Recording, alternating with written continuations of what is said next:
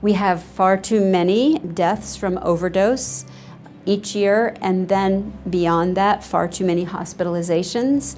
Prescribers have been trained to treat pain, and the way they treat pain is by prescribing pain medication. That is how they're trained, that is how the system works. They first start by getting legitimate prescription for narcotic pain medication from a dentist or a doctor.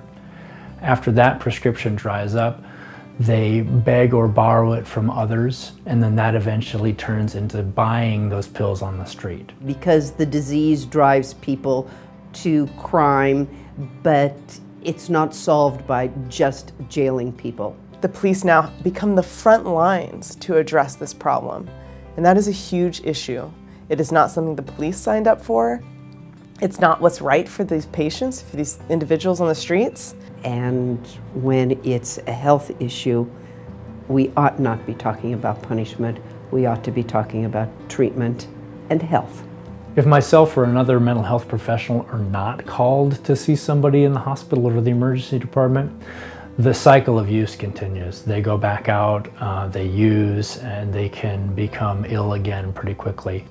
The ACH is the umbrella organization that's invited all of these different aspects of our community who are touched into a conversation. We are one of 9 accountable communities of health, all committed to addressing really tough, complex health issues that no single sector or tribe can tackle alone.